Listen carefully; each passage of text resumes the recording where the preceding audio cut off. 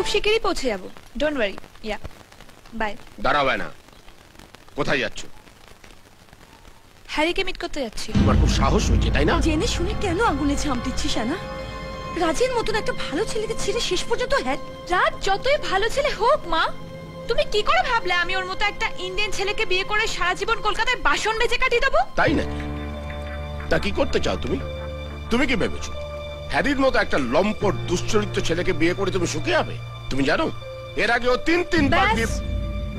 হ্যারির নামে আর একটাও মিথ্যে কথা বলবে না। কি? আমি মিথ্যে কথা বলছি? হ্যাঁ বলছো। তোমাকে কি করে বিশ্বাস করি বলো তো? তোমরা যে আবার আমাকে ঠকাচ্ছ না, তার কি গ্যারান্টি আছে? এনা তুই কি আমাদের একটা কথাও শুনবি না? পাগল নাকি?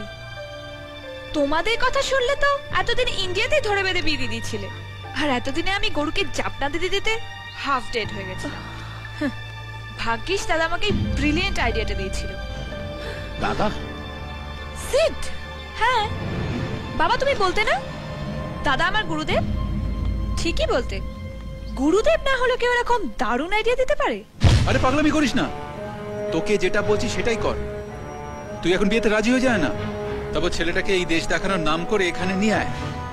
একবার এখানে পৌঁছে গেলে তারপর তোকে আর কেউ জোর করতে পারবে না, বুঝেছিস? সিড তোকে এইসব। দাদার কিন্তু দারুণ বুদ্ধি, তাই না মা? ঠিক বাবার মতন।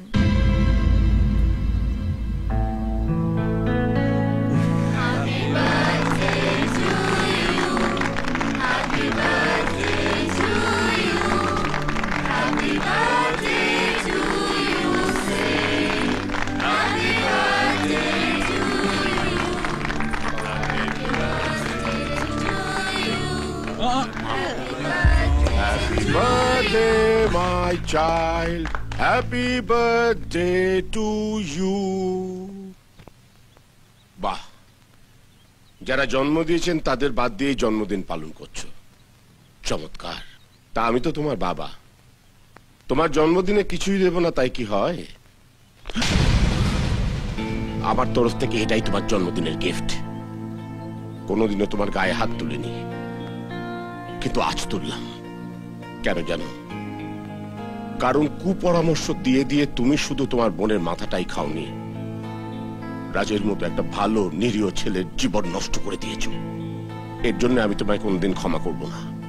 আজ থেকে জানবো আমার কোনো ছেলে নেই, যে ছিল সে মরে গেছে।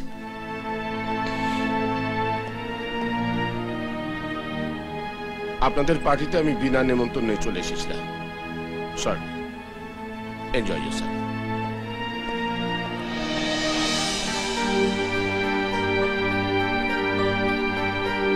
ঢাকের তালে কোমর দোলে খুশিতে নাচে মন। আজ বাজা কাছর জমা আসর থাকবে মা আর কতক্ষণ।